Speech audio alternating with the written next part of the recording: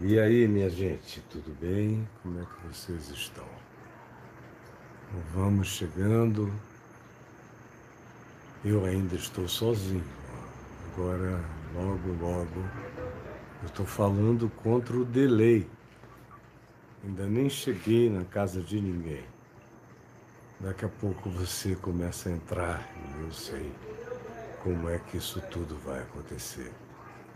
Mas eu estou esperando você chegar, estou esperando você entrar.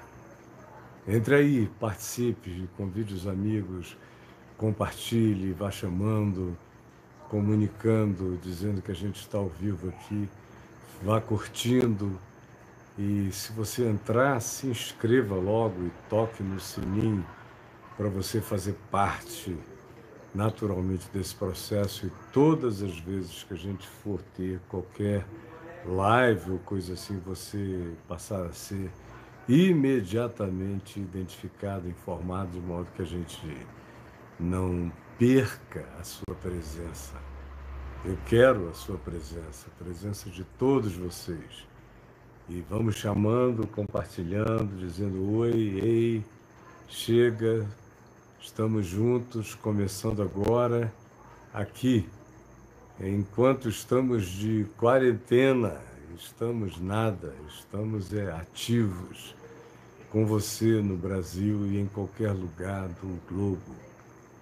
Você em todos os países de língua portuguesa, você brasileiro me assistindo em toda a América Latina, nos Estados Unidos, no Canadá, na Austrália, me assistindo em qualquer lugar da Terra, no norte da África. Tem gente que me assiste em Israel, ou em países árabes, ou na China, ou no Japão. Quanta gente no Japão, nas ilhas, dos oceanos, aonde quer que esteja e haja gente entendendo o português, eu sei que você tende a me ouvir. E é com você que eu estou falando hoje, nesse lugar distante ou nesse lugar extremamente próximo, mas aonde você esteja imensamente solitário. O Douglas falou que está em Nova York e em outros lugares. Descrição: minha mãe faleceu esses dias e não me sinto desesperado. Alguém escreveu aqui. É difícil para eu conseguir falar e ler, mas isso, minha mãe faleceu, cresceu aqui diante dos meus olhos. Minha mãe faleceu esses dias e não me sinto desesperado. Tenho certeza que ela foi para a glória. Isso me conforta. Lembro dela e só chorei de saudade. Mas é isso mesmo, Cleiton Faria, que Deus te abençoe. O normal é esse, quando a gente cresce. Meu pai partiu, éramos tão íntimos, visceralmente íntimos e amigos. Eu tinha certeza de onde ele estava, de que ele queria ir para lá. Minha mãe chegava a me dizer, por favor, pede ao Senhor para ele abreviar esses dias, para eu deixar a dor e partir para a glória. Então você vai ficar com o quê? Com tristeza do alívio, tristeza da glorificação, tristeza da eternidade, tristeza da cristificação da sua mãezinha? Claro que não. Então, simplesmente deixe o coração ficar feliz e em paz. E aqui, outra pessoa, Helenilde Souza. Caio, eu e meu esposo estamos te assistindo de São Luís do Maranhão. A Janequele Santos, Nova Floresta Paraíba. Outro, o Sérgio do Flamengo, no Rio de Janeiro. E por aí vai, não é? Se eu começar a ler, a gente não começa nada, nunca. É muita gente. Então, amo vocês também, Deus nos abençoe. Gente de toda parte do país e do mundo também vão chegando, chegando. Ó, Portugal, gente querida. E quando você escreveu uma coisa assim, faça como o Antônio de Aveiro, Portugal, bota um pouco maior que aí facilita a que eu enxergue, tá bom? Mas a minha ênfase não é em ler exatamente o que você está escrevendo, né? Embora eu esteja feliz com Elizabeth Saboia de Chicago, Niterói, minha segunda cidade, Campos, Bahia, Minas Gerais. Deus abençoe todos vocês que estão chegando aqui agora. E vamos lá, Mato Grosso. Deus abençoe vocês. Aleluia. Olha só, minha gente, de todo lugar, de todos os... Olha minha terrinha. Antônia, Marlos, Deus te abençoe. Niterói, minha terra também. Saquarema, meus amados. Tem tanta gente querida em Saquarema. E assim vai. Olha aí. Fortaleza, Manaus, é uma tentação a gente ficar aqui, ó, com o Pará, com São Paulo, com gente de todo lugar, Pernambuco, Paraná, também te admiro, e você de Vitória, Leonardo, eu vou ter que começar. Beijo para vocês, tá bom? Olha só, São Gonçalo, é muita gente querida. Ó, não vai parar. Beijo, Osasco, deixa eu ir lá. Deixa eu ir lá. Olha aqui, eu vou ler no Salmo 88, que diz, é um salmo, a introdução do texto bíblico adotado, chama de um cântico, é um salmo dos filhos de Coré, enviado ao mestre de canto para ser cantado, acompanhado pela cítara. É um salmo didático, um salmo para ser cantado na reunião, no culto, na assembleia. E ele foi composto por Emã, israelita. É interessante, às vezes, ler quem foram esses personagens designados como compositores dos salmos. Pessoas que não são mencionadas em nenhum outro lugar nas chamadas escrituras. Parecem como um compositor de um salmo e não se trata da história dele. São pessoas que entraram na vida, entraram no mundo por um canto, por uma poesia, por uma expressão do ser, da alma.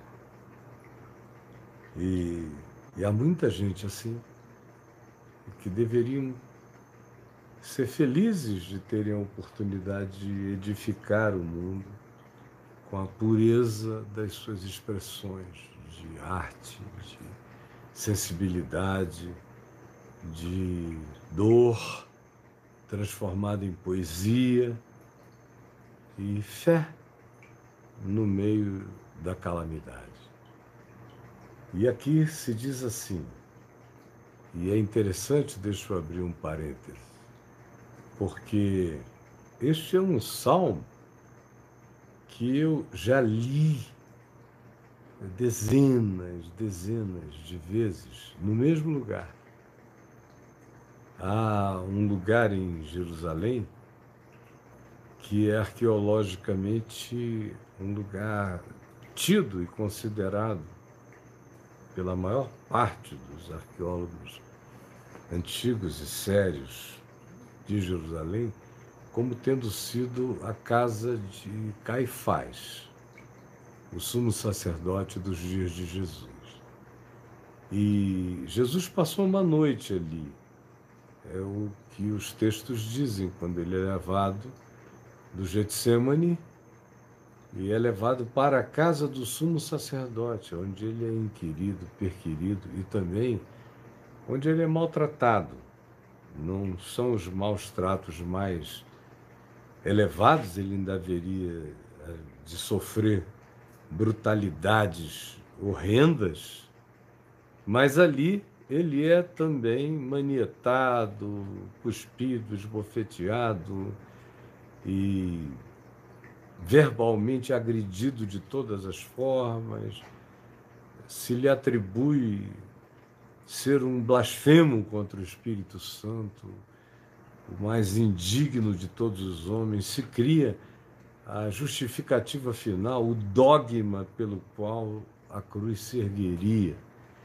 E então eles matariam teológica e legalmente amparados.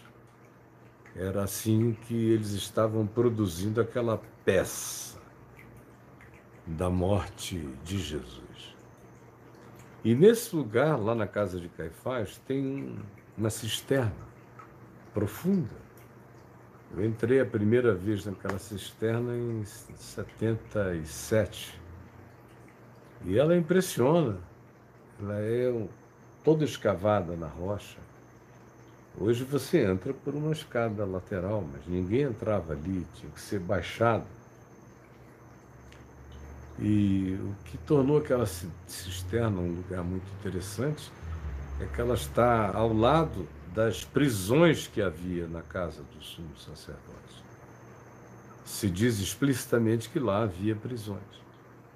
E a história corrobora isso. Há uma quantidade enorme de fundamentações histórico-arqueológicas para que se olhe para aquele lugar com aquela importância. Era também um lugar onde havia medidores de dízimos, medidores de azeite, de farinha, de todos os tipos de dízimos que se levavam aos sacerdotes. Havia medidores dele, e lá também se encontrou uma placa chamada Corban, que significava algo dedicado ao Senhor, conforme Jesus diz em Mateus, no capítulo 7, acusando os religiosos, dizendo-lhes que eles, com muito jeitosamente, mudavam o mandamento de Deus para adaptá-los aos seus prazeres, necessidades e interesses financeiros diversos, e depois declaravam que aquela coisa era corban, ou seja, dedicada ao Senhor, e com uma supremacia, com um peso de significado superior a qualquer outra coisa. Está lá em Marcos, no capítulo 7. Então, por essas razões, a gente fica sabendo que aquele provavelmente seja o lugar da casa do sumo sacerdote. E há várias outras minúcias, como uma escada romana que privilegiava o acesso daquele lugar, que é existente até os dias de hoje, ali do lado, único lugar de acesso para quem vinha do Vale do Cedron, Ribeiro do Cedron, aquela região toda do Monte Sião, para chegar à casa do sumo sacerdote, de baixo para cima, aquele era o acesso natural para se chegar lá. E o que acontece é que, por causa disso, e porque eu comecei a levar grupos desde então para Israel, e levei centenas e milhares de pessoas, em muitas ocasiões eu li este salmo lá dentro. Por quê?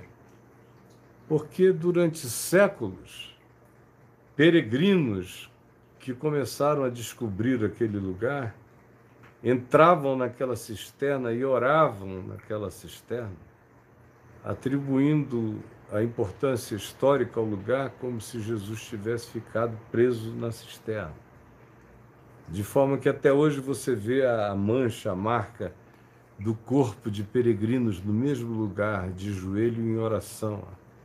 A pedra ficou marcada. pela presença desses milhares de corpos. E se desenvolveu essa tradição de chegar-se lá e se ler este Salmo 88. Quem já foi comigo até lá, já experimentou, já teve provavelmente essa oportunidade. E assim é o Salmo. Ó Senhor Deus da minha salvação, dia e noite clamo diante de ti. Chegue à tua presença a minha oração, inclina os teus ouvidos ao meu clamor, pois a minha alma está farta de males e a minha vida já se à beira da morte. Sou contado com os que baixam a cova, sou como um homem sem força, atirado entre os mortos, como os feridos de morte que jazem na sepultura, dos quais já não te lembras, são desamparados de tuas mãos. Puseste-me na mais profunda cova, nos lugares tenebrosos dos abismos. Sobre mim pesa a tua ira, tu me abates com todas as tuas ondas, apartaste de mim os meus conhecidos e me fizeste objeto de abominação para com eles. Estou preso e não vejo como daqui sair. Os meus olhos desfalecem de aflição. Dia após dia venho clamando a ti, Senhor, e te levanto as minhas mãos. Mostrarás tu prodígios aos mortos? Ou aos finados se levantarão, os finados se levantarão para te louvar? Será referida a tua bondade na sepultura e a tua fidelidade nos abismos?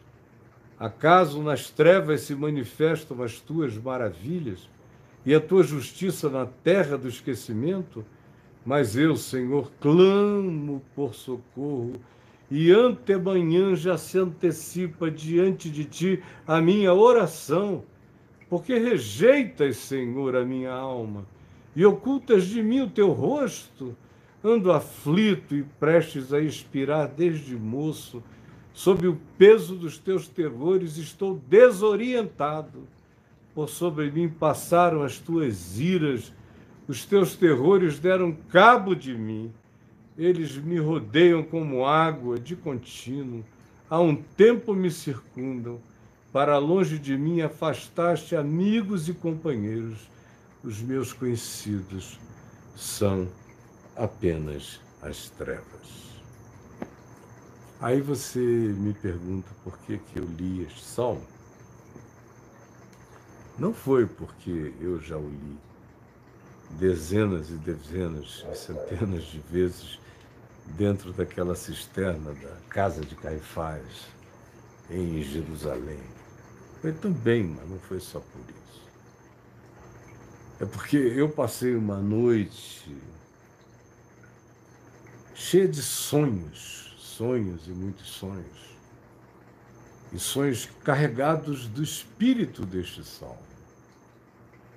Eu provavelmente fiquei extremamente impressionado com a minha própria imaginação, viajando por uma quantidade enorme de condições humanas, de solidão, de abandono, de tristeza, de luto, como os que estão na Itália, sofrendo imensamente, não só os que morrem, mas os que ficam vivos, sem poderem chegar perto daqueles que estão morrendo, sepultados em caixões lacrados ou em muitos lugares cremados, sem que a família possa participar.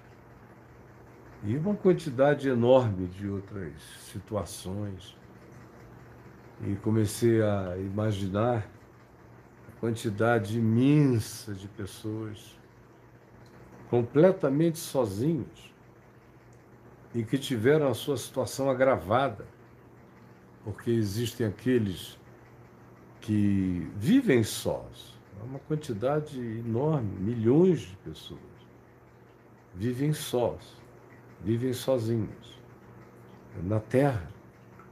E aqui no ocidente da Terra, a quantidade é enorme, tende a ser cada vez maior, por um monte de razões de natureza sociológica, de transformações da sociedade, de mudança de paradigmas, de modelos relacionais, familiares, de formas de estilo de vida que estão sendo desenvolvidos a cada dia. E é inevitável que assim seja, tem a ver com tudo que nos cerca. Não é sobre isso que eu vim para falar hoje à noite. Mas é óbvio, você sabe que esse é um fenômeno que não precisa de maiores e mais extensas explicações.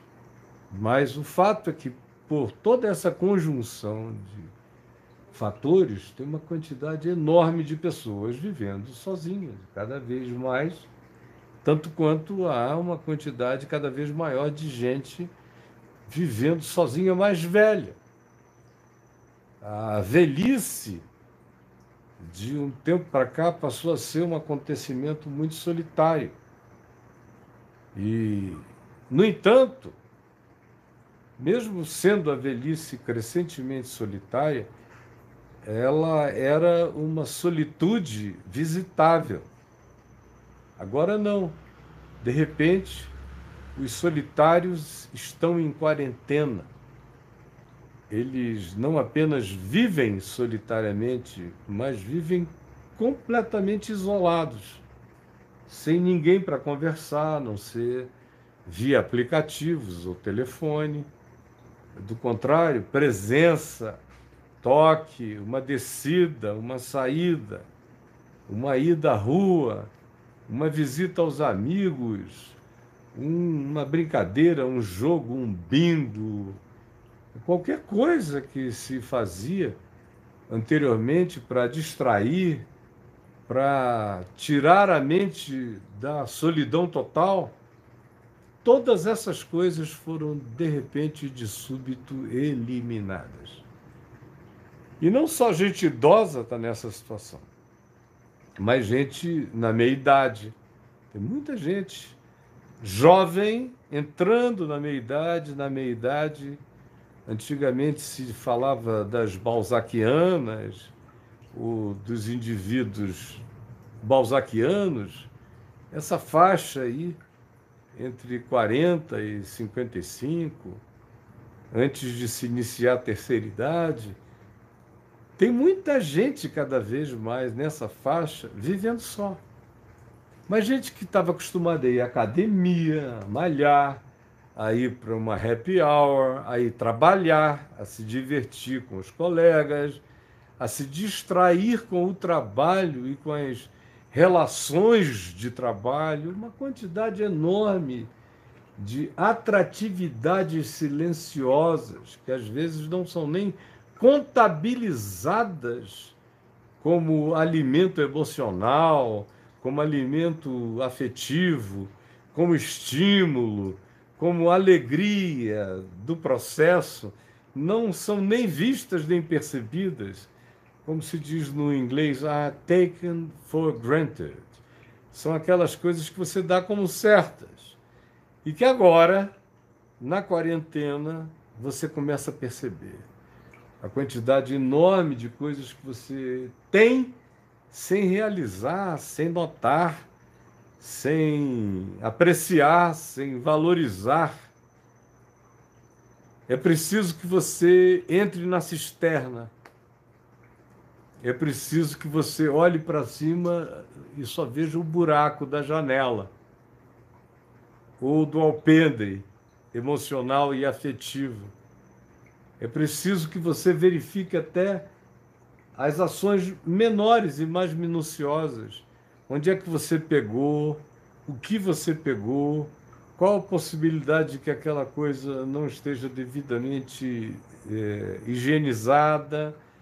A mudança de tudo que chegou de uma maneira súbita e que, para o coração de muitas pessoas, acentuou imensamente o fenômeno da solidão. Não é da solitude que carrega qualidades de apreciação do estar só. É da solidão carregada com o sentimento de isolamento e de ilhamento e de exílio, de impossibilidade de contato ou apenas de impossibilidade, o que para muitos já é o suficiente, de encontro, pelo menos de apreciação concreta do outro ou dos muitos outros passando por você, por mais que você não os conheça. E, enfim, eu passei a noite com sentimentos desse tipo, sonhei, sonhos dessa natureza, de abismamento na solitude, acordei com esse espírito, olhando para frente, imaginando que a gente mal começou esse processo. E a perspectiva de vacina, com todos os êxitos humanos em um ano, talvez um ano e 6 meses. E comecei a pensar nos pobres, naqueles que precisam de dinheiro pequeno para viabilizarem a sua vida. E na multiplicidade de todas essas necessidades que se acumularão.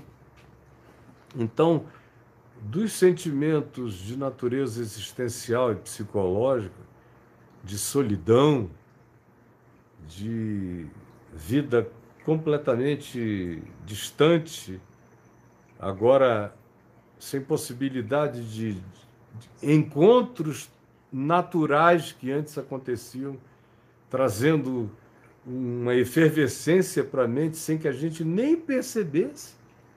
E agora, na solidão e no isolamento, a tendência é que cresçam muitos sentimentos que antes estavam distraídos pelo trabalho, pela luta, pela sofreguidão de correr para o ônibus, para o trem, para o metrô, para a observação das mudanças do tipo de cabelo, de cara, de rosto, de corpo, de roupa, de atitude de milhares de pessoas em volta que você nem percebe, mas vão te estimulando o tempo todo e você nem nota. Nem nota. Coisas aos milhares que você vê sem perceber, que te estimulam sem que você dê a qualidade de significado de estímulo àquilo que está acontecendo, porque você simplesmente se acostumou a passar. E agora, conforme o prolongamento desse estado de quarentena, desse Salmo 88, de eu estou aqui no buraco, no abismo, só vejo uma luz no telhado tênue, não tenho amigos, estou aflito, abandonado, angustiado, solitário. Até os meus companheiros e as minhas companhias foram afastados de mim. E eu estou aqui tendo como amigo apenas a treva, a escuridão, o silêncio. Já imaginou essa circunstância sem aplicativo? Como aumentaria imensamente mais os sentimentos de silêncio angustioso na solidão mental e emocional de cada um. Já imaginou? Você é distraído aí por essa troca de memes, ou até pelas advertências que chegam toda hora, pelas histórias daqui e dali, por mais trágicas que sejam, elas ainda te dão um ânimo mental.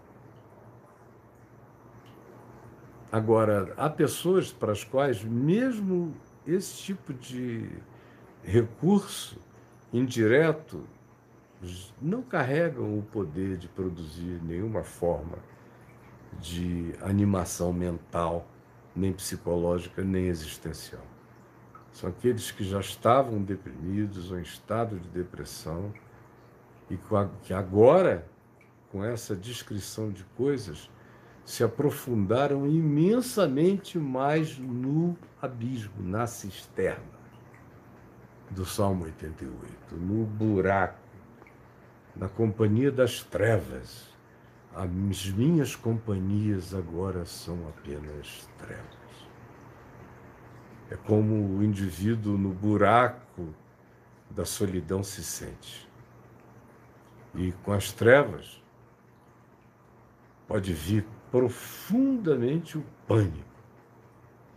Trevas que eu menciono aqui tem a ver com a não perspectiva, com a não alegria, com o não avistamento de possibilidades, com o não encontro, com o não atiçamento de chama de alguma natureza botando você aceso para as esperanças. Isso significa ter como companhia, não ter essas coisas significa ter como companhia apenas as trevas. E pode acontecer com qualquer um.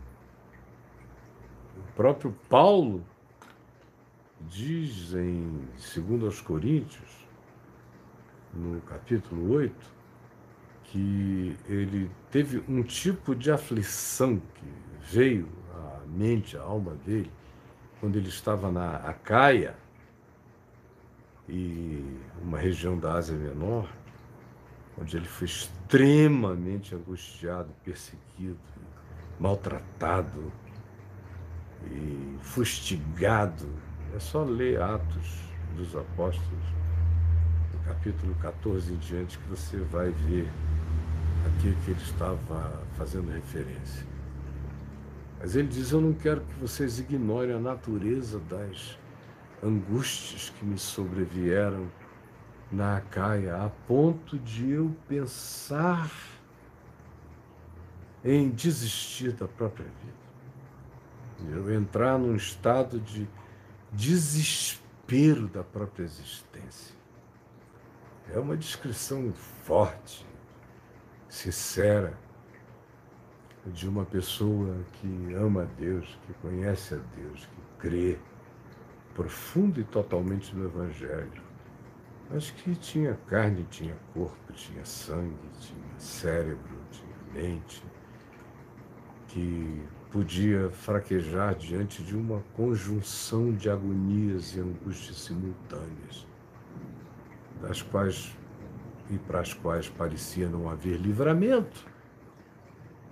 E aconteceu com ele, que é aquele ser atômico, praticamente, que carrega aquela usina nuclear de fé, de esperança, de paixão, movido pela força e pelo poder da ressurreição, que é o que ele invoca sobre os discípulos o tempo todo, que eles fossem emulados pela mesma bomba, pela mesma luz, pela mesma explosão de graça, pelo mesmo arrebentar de amor divino na alma, para que eles provassem aquilo que excedia todo o entendimento. É algo recorrente no desejo mental, espiritual, psicológico de Paulo para com aqueles que criam no Evangelho. Ele era assim porque ele era assim, ele dizia assim porque era assim que ele era assim que ele cria, era assim que ele vivia. No entanto, ele diz: eu não quero que vocês ignorem que o que me aconteceu na Caia, apesar da luz de Damasco, apesar da vocação eterna, apesar de tudo, eu senti uma angústia tão horrenda que veio a mim o desejo de que a vida acabasse. Eu me desesperei da própria vida, da própria existência. Tamanhos foram os flagelos, as dores, os sofrimentos e as impotências. Então não fique nesse estado de negação. É melhor escrever logo uma carta a respeito, é melhor escrever aos Coríntios, mesmo que você seja um pastor ou um apóstolo, é muito melhor. Aqueles que falam, que se livram, que fazem um salvo, mesmo que seja para ninguém, se ajudam muito mais. Pode ser o Salmo 88, dessa solidão total, desse isolamento, dessa quarentena sem ver perspectiva nem esperança, e dos medos que estão surgindo, dos temores, e das perguntas, como aqui no Salmo tem perguntas sobre Deus, onde estás, até quando, por que eu, e agora, o que será, socorro.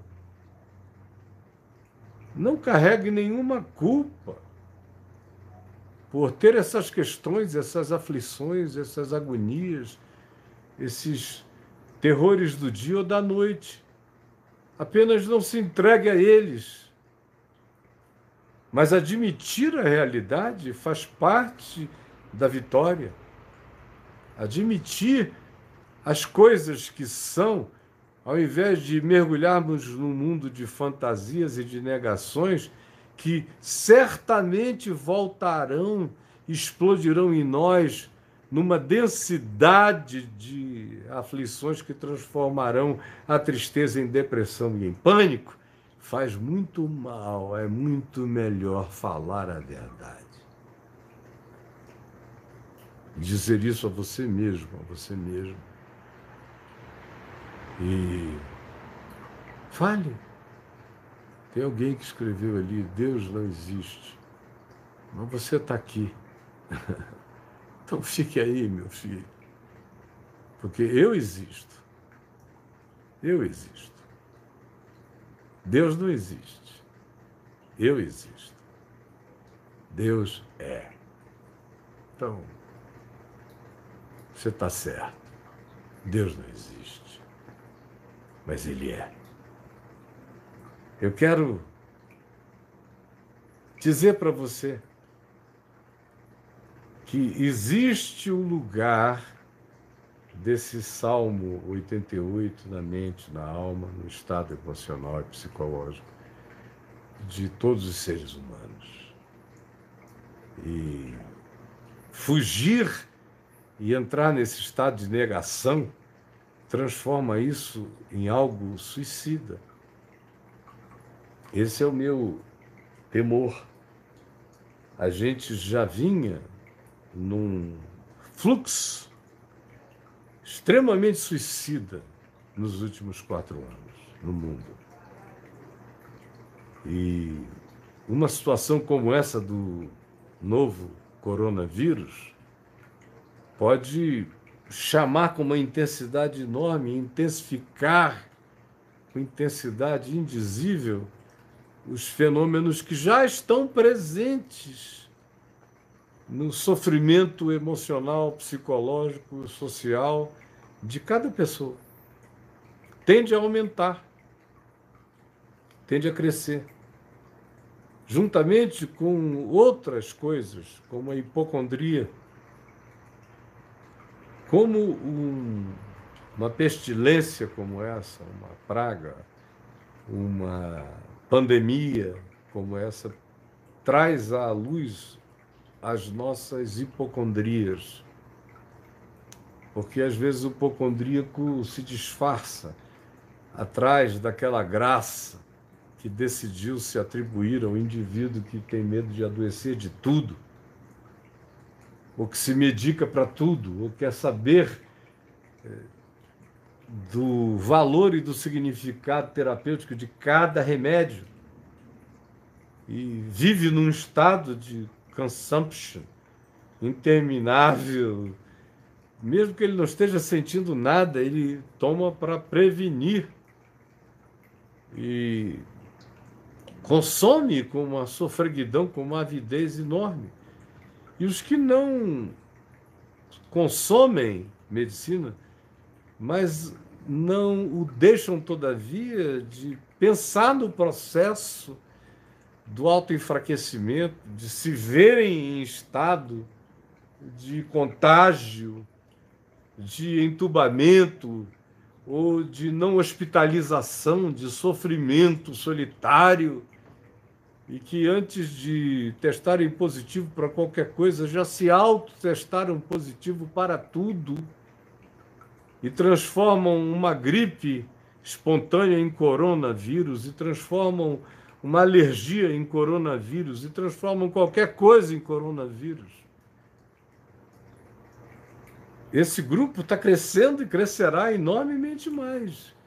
Faz parte da angústia paranoica, que não tem nada a ver com o cuidado absolutamente zeloso em relação à higiene e aos protocolos de autopreservação e de preservação do próximo. Tem nada a ver.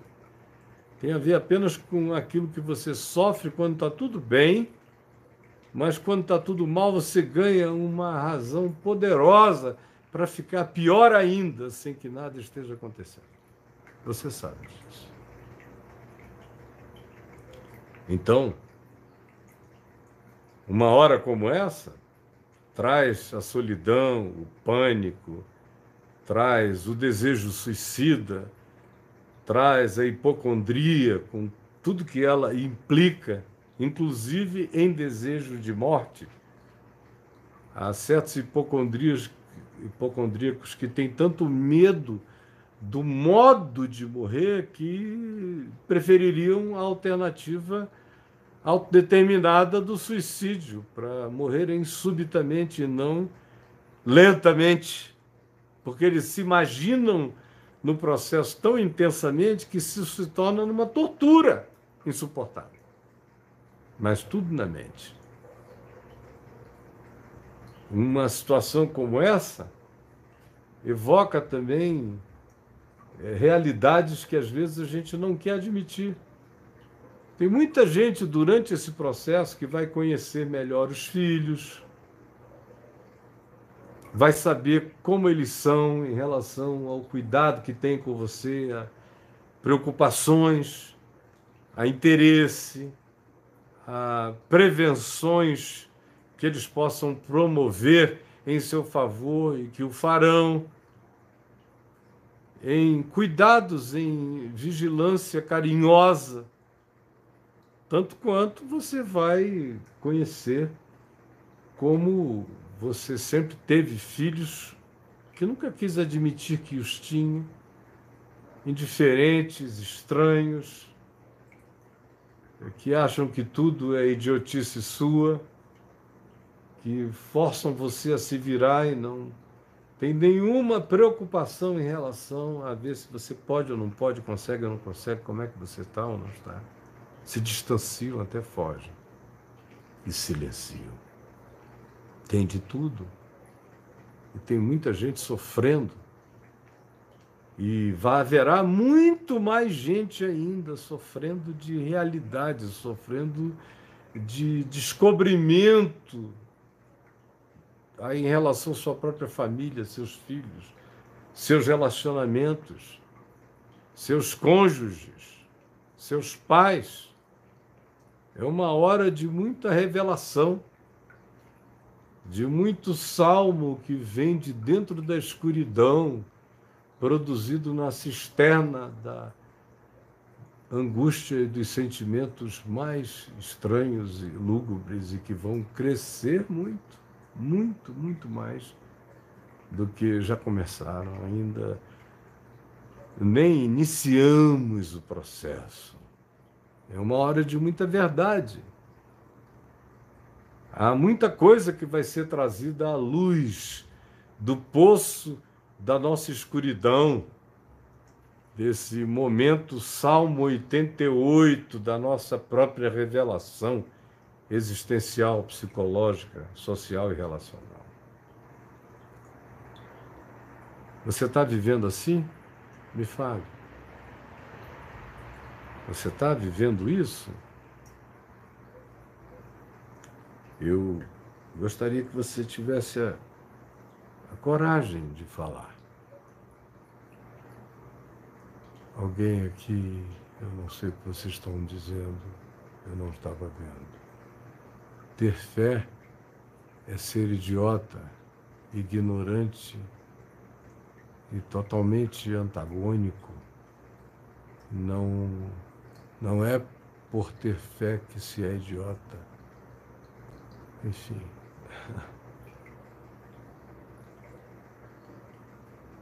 Também estou sentindo a mesma coisa. Eu estou preocupada. Eu estou vivendo isso. Sim, estou vivendo isso. Sim. Obrigada. Me preocupa um pouco com o coração do Caio. Muito obrigado. Meu coração, graças a Deus, está indo bem. A Adri é muito fofa, prestativa sempre com uma reciprocidade carinhosa imensa. Diz o Lucas, e é verdade. E muito carinho nas respostas. Ela sempre responde mesmo as coisas mais agressivas, com muita reverência pelas pessoas. Caio, você viu o canal do Vinícius César, ateu? Não, eu não vi. E normalmente eu não me preocupo com nada sobre ateísmo. O ateísmo não me preocupa. E Deus abençoe grandemente a todos nós, Cida. Enfim, o que tem? Tô no buraco, Caio. Fala do Silas Malafaia. Não, para quê, meu amigo? O Silas cuida de si mesmo. Eu estou cuidando de gente com dor. E assim vai sobre a sogra, sobre todo tipo de situação e de caixão e de história. Então, eu sei que tem muita gente vivendo nesse estado. Eu quero dizer a você o seguinte, só para a gente concluir, preste atenção no que eu vou falar. Se o Salmo 88 é algo que nos visita, é um buraco no qual a gente pode entrar, se os sentimentos nele narrados de abandono, de isolamento, de solidão, de traição, de questões de natureza existencial e de admissão de que nós entramos num estado de treva mental, psicológica, emocional. Se tudo isso é verdade, também, todavia, é verdade para aquele que tem fé, e só para aquele que tem fé. Infelizmente, eu não conheço nenhum consolo no buraco e na cisterna da mais profunda depressão, da angústia, do pânico, do medo, da solidão isolada, da decepção total. Eu não tenho nenhuma oferta de palavra eficaz, a não ser dizer, aguenta firme, irmão. Vamos lá, é assim mesmo. O que a gente pode fazer? Vamos lá, não é? Segura a onda. E não faz nenhuma besteira. Vai segurando. É só o que eu posso dizer para quem não tem fé. É a melhor palavra humana. Se eu tiver algum meio, algum recurso real, concreto, trazer à luz para a pessoa, manifestar aquela possibilidade de, quem sabe, eles se deixar tomar de bom ânimo e prosseguir na existência sem se abandonar ao desânimo final e angustioso que pode levar e propiciar até mesmo o espírito de morte na pessoa. Eu não tenho palavra a dizer para quem não tem fé.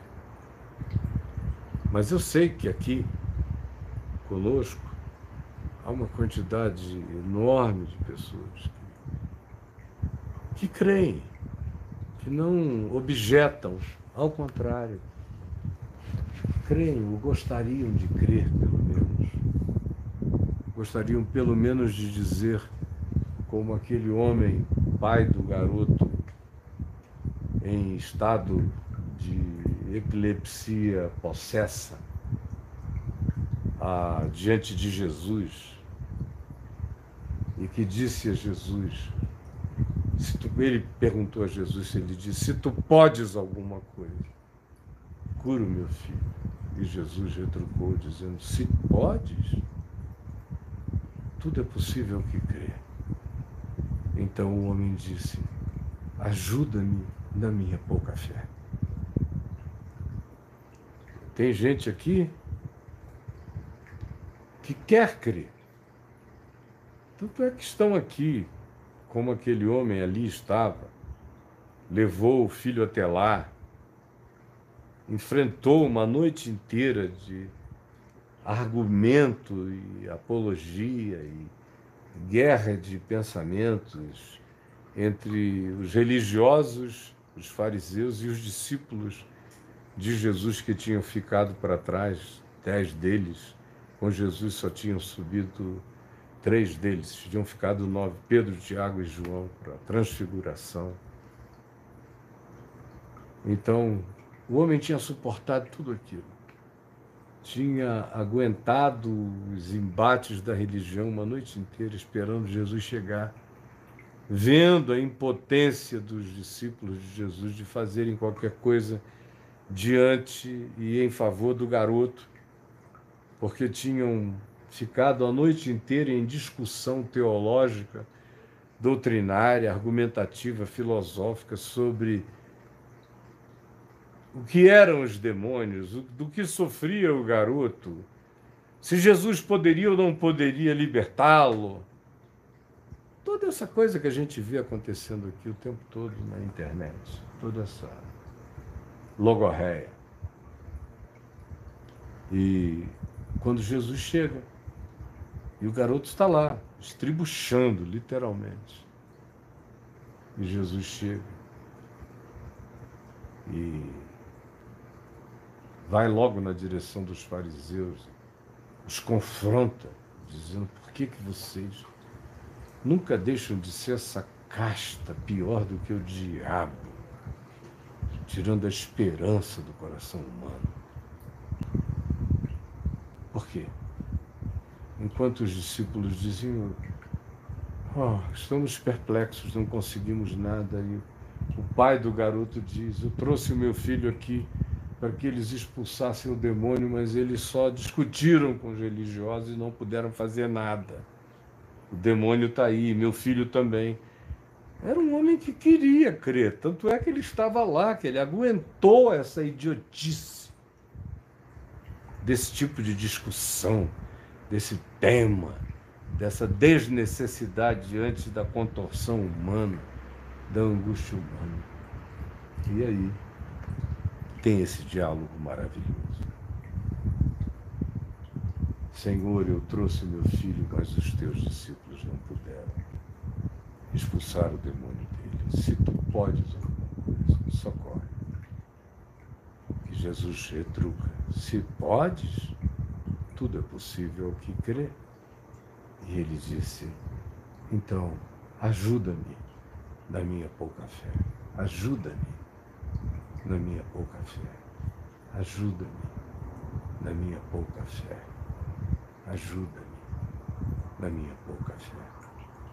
Como há centenas e centenas e milhares que me ouvirão esses dias e nos dias e dias depois desses dias, que essa palavra tem durabilidade eterna.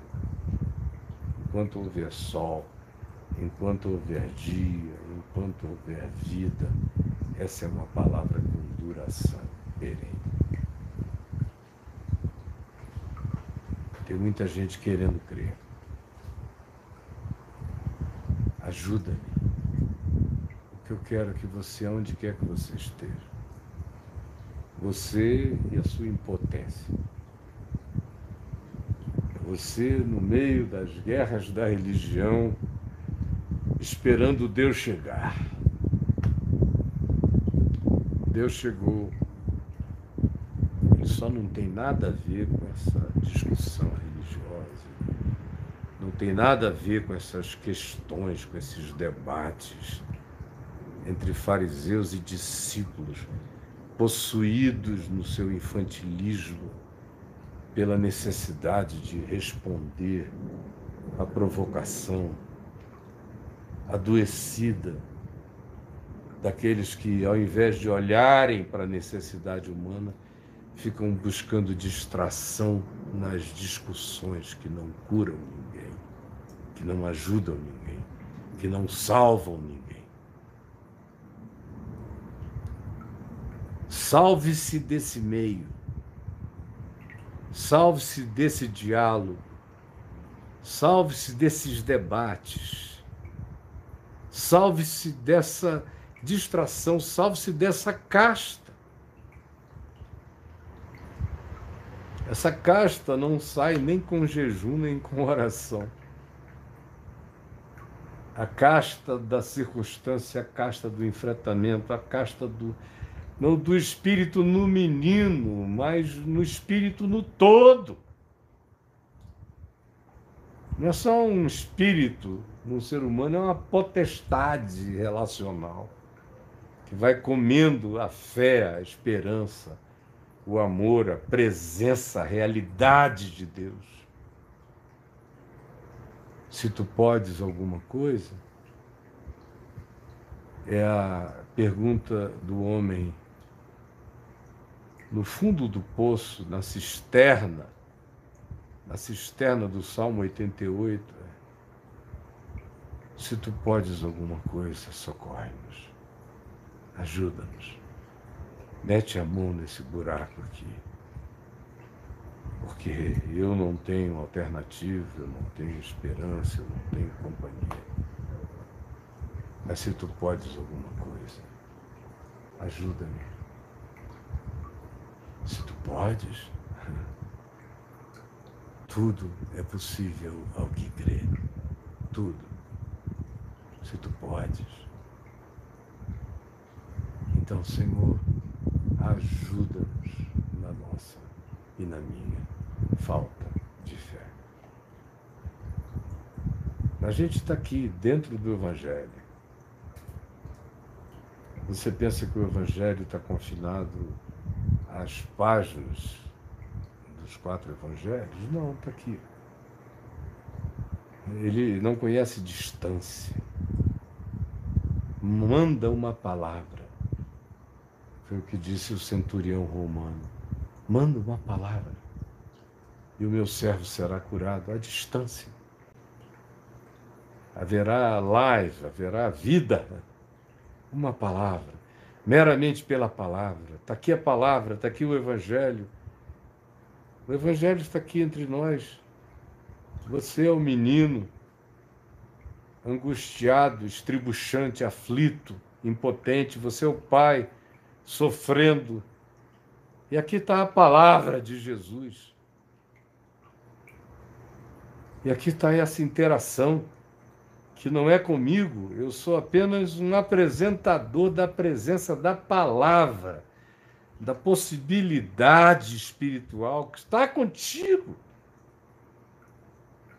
Está contigo nessa noite escura, nesse Salmo 88, nessa cisterna de aflição. Está contigo, aí. E pode tudo. Tudo é possível ao que crê. Tudo. Apenas abre o coração na sua falta de fé. Na sua falta de fé. Eu só tenho esperança para aqueles que creem, porque só para eles tudo é possível. Para quem não crê, as coisas são muito limitadas. muito limitados, eu sinto lhe dizer. As coisas são imponderavelmente amplas e possíveis para aquele que crê, que carrega no coração essa certeza de que nada é impossível,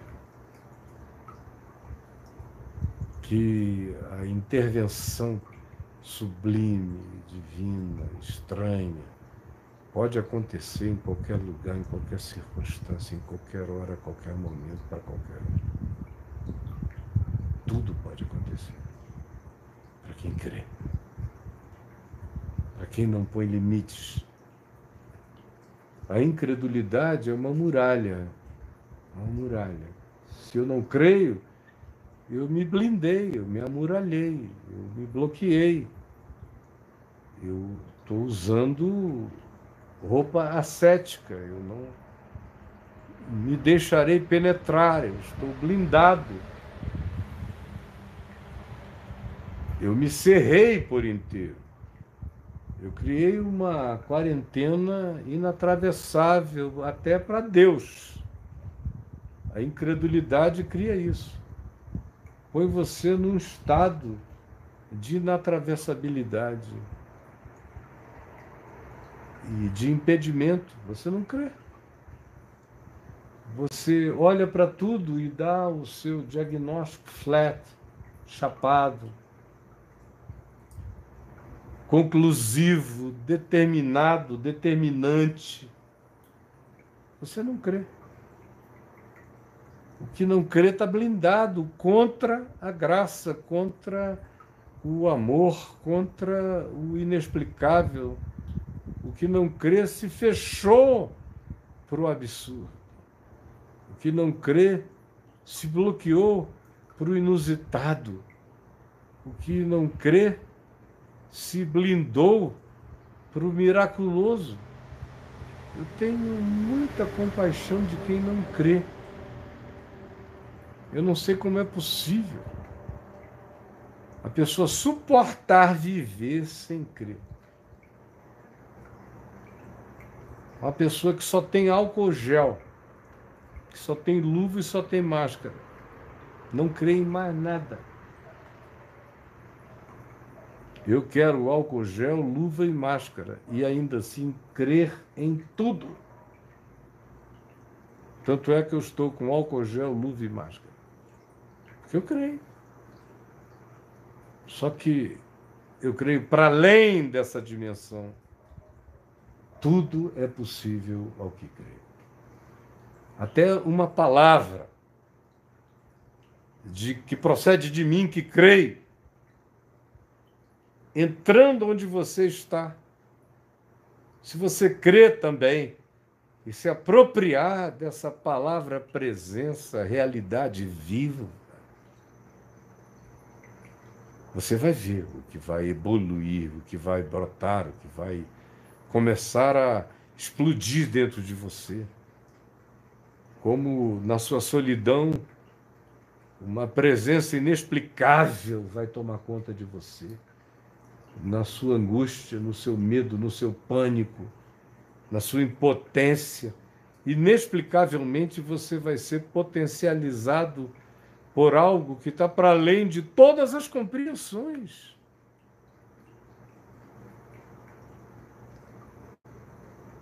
Eu só tenho boa nova para quem crê. Eu não tenho nenhuma boa nova para quem não crê. Me perdoem esse limite. Há pessoas que acham que tem boa nova para quem não crê. A única boa nova que eu tenho para quem não crê é que você é amado, crendo ou não crendo. É amado. Agora, se você não crê em nada, nem mesmo que existe amor divino no universo para com a sua vida, então o seu estado é de cidadania da cisterna do Salmo 88. Não tem saída mesmo. É melhor abraçar as trevas e fechar a porta do poço, da cisterna, no topo, no seu abandono. Porque que saída se pode dar a alguém que não crê? É o que cada um tem que decidir. Tem gente que fica cobrando, até de mim, que eles consigam crer como se eu tivesse o poder de fazê-los crer. Eu não tenho. A fé é um dom de Deus e que acontece recorrentemente no coração daquele que diz: se tu podes alguma coisa, ajuda-me. E que ouvem a pergunta de Jesus: se podes, tudo é possível ao que crê. E que tem a coragem de dizer: ajuda-me e socorre-me na minha falta de fé. Aumenta a minha fé. Aumenta. Planta em mim essa fé que vai me fazer ter a paciência, a força, a longanimidade, a perseverança, a resistência. Como aconteceu com Paulo, que confessou: olha, eu não quero enganar ninguém, não. Segundo aos Coríntios, ele disse isso. A natureza dos sofrimentos que eu tive na CAI foram tão horrorosos que eu praticamente desisti de viver, da própria vida. Tamanho foi o desespero. Mas o Senhor me socorreu. Mas o Senhor me socorreu. Mas o Senhor me socorreu. Senhor Jesus, eu falo contigo, é contigo que eu estou falando aqui,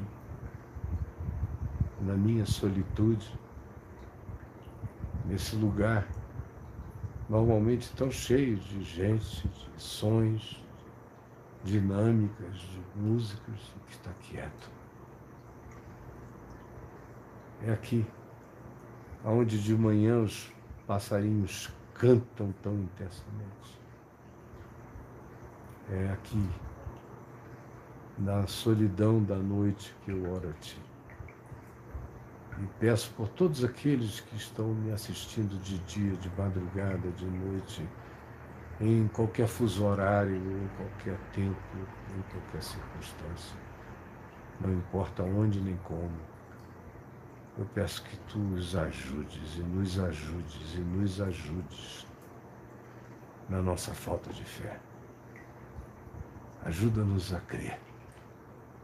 Ajuda-nos a não nos bloquearmos para o absurdo, para a invasão do inexplicável, para a possibilidade do impossível acontecer em nós agora. Pela fé. Aumenta-nos a fé. É o que eu te imploro. Em nome de Jesus. Amém. Olha só, meu amigo, a gente tem estado com você todas as noites aqui. Eu tenho estado sozinho, porque eu tive que dispensar o nosso pessoal da VMVTV numa hora dessa. O Chico estaria aqui, haveria uma câmera à minha direita, o jovem estaria no ombro, andando para lá e para cá. O Braulio sentado na cadeira que está aqui à minha esquerda, onde ele fica, vocês sabem. Quase sempre uma, duas ou três pessoas assentadinhas aqui, assistindo. Lá dentro, o Tiago, o Rodrigo, o Gabriel. Ali atrás, na edição, o Matheus. E um bulício de gente, de música. Fora daqui, longe, servidores espalhados pela terra para atender a VMV-TV, para manter a programação no ar 24 horas, o Tiago mudando os playlists e incluindo as programações, como a gente tem lá no Rio Marcelo Cunha, gravando, editando, recortando, postando nas redes sociais. Todo esse pessoal está vivo. Tudo isso continua a ser VMV-TV e as mesmas necessidades mensais que a gente tem para cobrir tudo isso que faz a coisa toda chegar até você, não numa live, mas numa quantidade enorme de outros serviços e de alcances, continuam completamente reais, para mim, por exemplo, e para eles também. O jovem tem que comer. O Rodrigo está com um filho novo. O Tiago tem esposa e 2 filhos. O Chico, ele e a esposa precisam de recurso para se manter. O Braulio tem dedicação intensa ao que faz comigo. E todos os outros vivem, que eu mencionei aqui. O Marcelo está lá uma hora dessa, editando, recortando, fazendo tudo para colocar em todas as plataformas, para mandar para rodar no portal caifado.net, em todos os lugares. Marcelo Cunha é uma maravilha. É um querido que está comigo há muitos anos. Muitos anos. Com certeza mais de 15 anos. Ele está desde o tempo que ele era capelão virtual do meu portal, no tempo do Orkut. Ele já estava lá, ajudando todo mundo. Continua. Integralmente. Então, eu pedi hoje para a gente colocar aqui, ó, se você baixar essa tela, se você estiver me assistindo, é só minimizar a tela, você vê logo abaixo escrito Papo de Graça VMV-TV. Clique aqui para contribuir. Aí é só você clicar, clicou aí, e você vai entrar naquele logzinho verde, clique que você cai numa página com 4 alternativas. Banco do Brasil e Santander, a primeira. Em segundo lugar, todos os cartões de crédito de todas as bandeiras, onde se diz que você pode fazer uma contribuição mensal, que é aquela que você já determina que por tantos meses quantos queira você vai antecipadamente deixar marcado para que aconteça, ou aquela contribuição circunstancial que você faz e ajuda agora. Depois disso vem o PagSeguro, você está vendo aí, entre aí e veja PagSeguro, e abaixo dele, para quem está fora do Brasil, PayPal. Em cada uma dessas alternativas, dessas entradas, você escolhe uma e aí aperta em continuar, que você cai dentro do ambiente escolhido e faz a sua operação. Eu peço que você faça isso. Isso tudo aqui vai ser colocado nas outras plataformas, vai para milhares de WhatsApps, é coisa que vai para todo lado, né? Graças a Deus. Eu peço que você ajude, tá bom? E contribua, colabore, eu vou ficar super grato. Convide outros para o fazerem. E se cada um der muito pouco, a soma do nosso pouco será o bastante para que não falte nada para ninguém. Posso confiar e esperar isso do seu amor e do seu carinho. Que Deus nos abençoe. Obrigado, sim. E o Braulio está ausente devido à situação, obviamente, senão a gente estaria com tudo operando aqui. Aqui o Braulio também é gente. Ele também pode pegar e transmitir. Mas a minha mulher está lá em cima, assessorando todo mundo. Tá bom? Então, Entre agora, é aí, baixinho, clicou, entrou, continuou, contribuiu, nos ajudou. Que Deus nos abençoe. Um beijão para todo mundo. Eu vou parar por aqui. Hoje de manhã eu vim para cá, fiquei trabalhando aqui sozinho. Uma saudade enorme do Papo de Graça, da muvuquinha da VMVTV. E eu até brinquei com alguém ou com alguns, que para mim estava parecendo aquele disco antigo com aquela música Última Trombeta, de quando eu era menino. De repente, quem conhece a música sabe a que eu estou me referindo. Não sei, a descrição é que as pessoas vão sendo arrebatadas e o mundo vai ficando sozinho. E é mais ou menos como a gente em estado de quarentena se sente.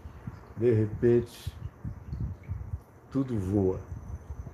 E as dinâmicas do seu cotidiano, como aqui na minha casa, que é intensa, subitamente tudo alterado. A minha casa é uma verdadeira praça, né, de movimento, de repente. Está assim. Aquela rua italiana, aquela Veneza solitária. Eu estou aqui, em quarentena paciente, com a minha mulher. Mas a bênção é que daqui de onde eu estou, eu posso, em nome de Jesus, abençoar milhares de pessoas, como vem acontecendo. E que Deus nos abençoe. Um beijo. Bye, bye, planeta Terra.